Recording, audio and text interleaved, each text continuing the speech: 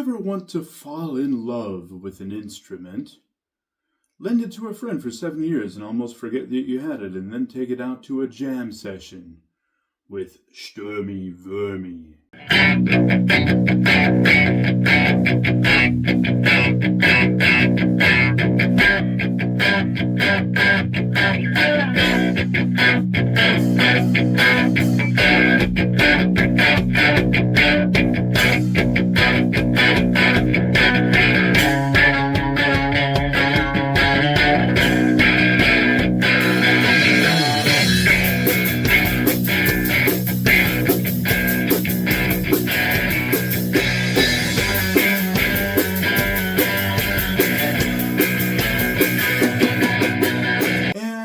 Exactly what I did. I got this as a total impulse buy in 2013 from the dear departed music megastore Just Music in Hamburg. I saw it and I was like, ooh, a Baritone Telecaster. That'll be neat. 600 euro credits back then, and it's my only real Fender. And it's also my only MIM made in Mexico. My whole collection. Now, before I start getting into the nerd rant and regaling you with my personal preferences and opinions and stuff, for the quality here, now this is just flawless and I can't find anything wrong with it, and it's really nice. Nice neck, got the original skunk stripe that is purely decorative, and really good fretwork. And the hardware is made of real metal. So the quality is great, and it's kind of boring because there's nothing to say about it. So the real saga here begins with some odd design choices that Fender made, and then some odd modification choices that I made, and you can laugh about. So I usually like it when Fender does new things with classic designs. And this time they kind of did a lot to take the Telecaster out of the Telecaster. Now, the normal string-through body stop bridge, I can only laud them for that. I mean, that is a logical choice. The original ashtray 3-saddle Tele bridge was early primitiveness in action that this is what you want, you know?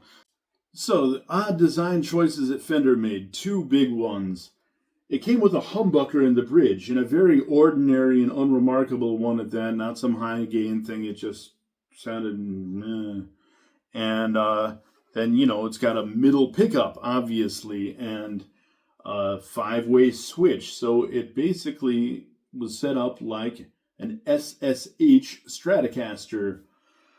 And that does a lot of things to take the Telecaster out of the Telecaster, because, you know, you don't get the twang of this bridge pickup, and you don't get the bridge pickup and the neck pickup together, which is, to me, just, that's the Tele sound, you know? And with the 5-way switch, it won't do that, you know? That's the big downfall of the regular Stratocaster. And why can't you do, to me, the most useful go-to pickup position, neck and bridge together? So obviously there are a lot of workarounds to get around the bridge neck together problem.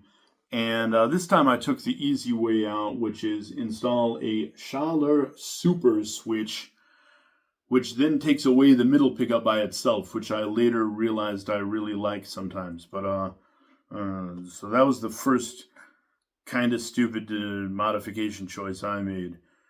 Now, with the Schaller Super Switch, the middle position that nobody uses because nobody wants a middle pickup by itself, right? That is your neck and bridge together for the Telecaster sound. Okay, so the first thing I did was put in a P90 in the bridge. I know a P90 doesn't really sound like the twang of a Telecaster pickup, but the P90 in humbucker format is my go-to solution, and I later realized that This pickup is wider, and I would have had to route here, make routes, and I'm not willing to do that kind of surgery on a perfectly good guitar, you know?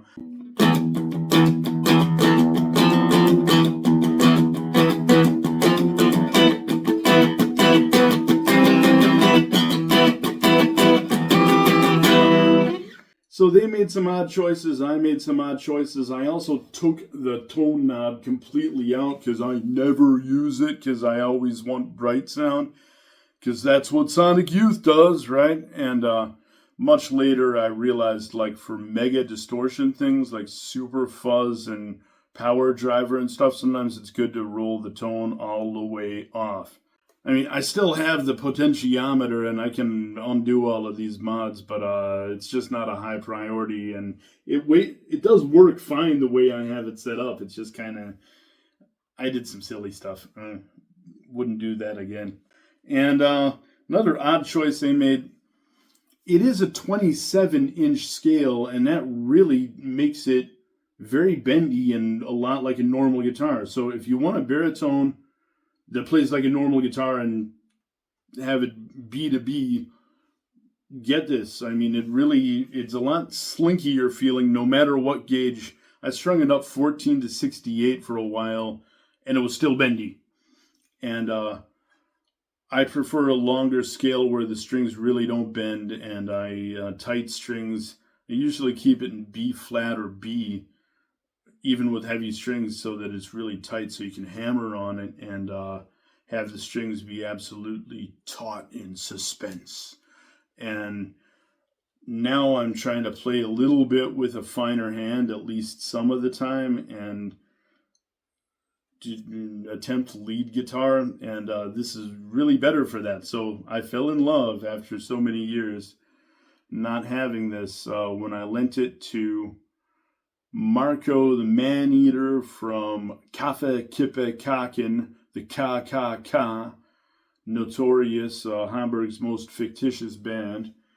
And after I got it back, I realized how much I like it. It's also just nice to have a premium guitar after collecting a lot of bargain basement stuff that I use mostly for tests. But every time with Harley Benton, I am surprised. Like, oh, you can get something this good for $200. Wow. But you can totally tell they're using bargain basement wood for the necks, and the necks don't. I mean, like this one, I never had to adjust it. It just stays real good low action, just stays put. A lot of like sap wood and inferior woods they use on bargain basement guitars tend to require a readjustment of the truss rod all the time. So, because they're not staying put because the wood's not cured and all that stuff. But anyway, so this is a short scale. This is barely a barely tone, because a barely tone starts at 26.5, and this is 27, and it does B just fine. And now I have relatively light strings on it. These are elixirs, which is hilarious because elixir baritone strings rip you off, and they don't give you a wound G string. This is 3 plain strings and 3 wound strings, and I always thought that like having a wound, well, not G string, but D string, was part of the package of the baritone, and that you want to have it kind of sound bassier. And then with the Stratocaster style pickup layout, of course you can get those in between things like neck and middle together. You know, the quack sound that is also good for funk, you know.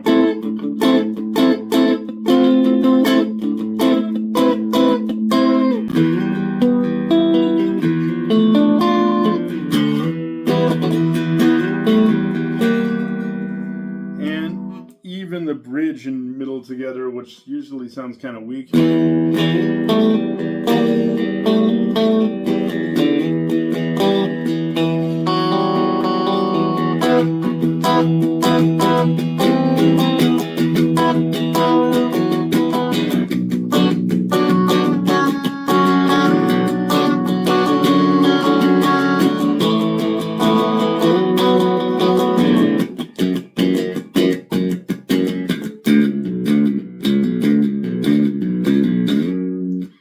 I find you can get plenty of heavy sounds with it too.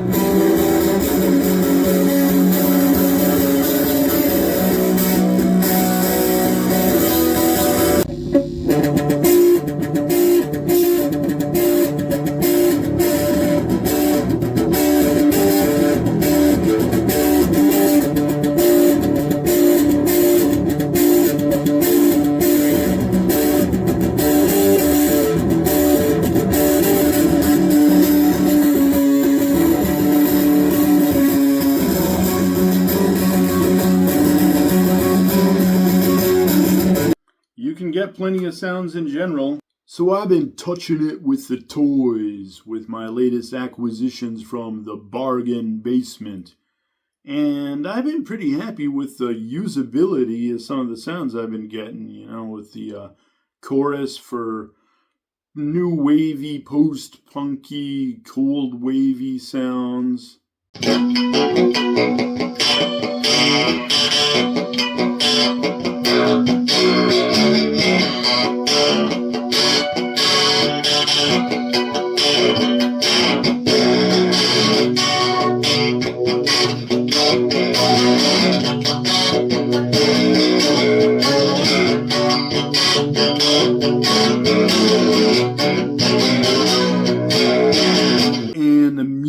Disco-y, funky stuff with the bargain basement envelope filter.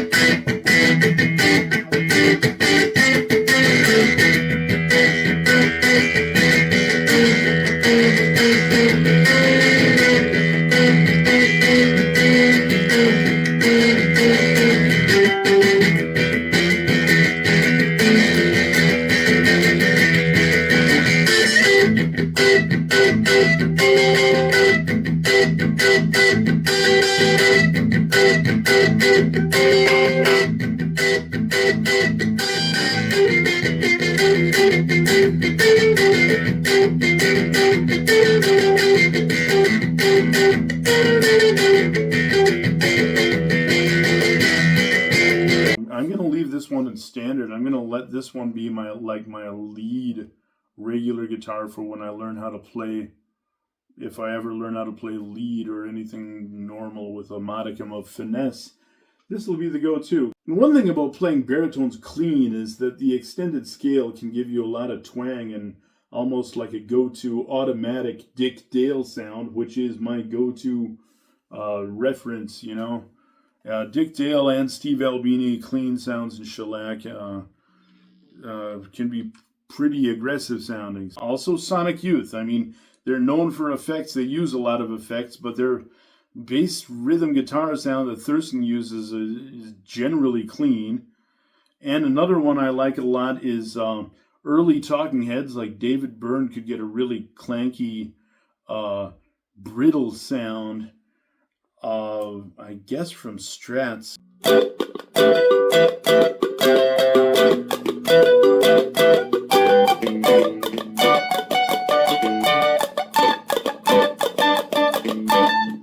Anyway, I like doing that, like mutant disco funk stuff that they did a lot in early 80s post-punk and new wave and stuff. That's another one of my favorite things. Part of the reason I generally use single coils, although more recently I have been getting into humbuckers for super distortion. Although this works fine for super distortion too. I don't know, you can get heavy sounds, especially if you use a bass amp.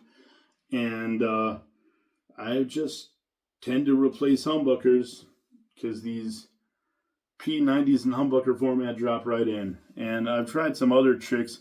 I considered replacing it with this bridge, but that actually would have required major surgery. I have this left over from some old project, and I'm hoping to use it on some project in the future, maybe to build a 30-inch scale Tele Blaster like Max Weathersfield has, that I so desperately envy him for. Who knows? Only time will tell. Right now, it's not a high priority, but we'll see. So, I'm ranting and raving. Anyway, this is a fun one. I don't know why they discontinued it, because it seems like everybody would want a better baritone Telecaster if it was a normal Telecaster. I mean, I do consider this kind of an anti-marketing choice, because I think a lot of people would want the angled Tele bridge pickup and the neck pickup together like a regular Telecaster. So why didn't they do that? And I'll leave you to ponder that as I regale you with the all-round carefree outro.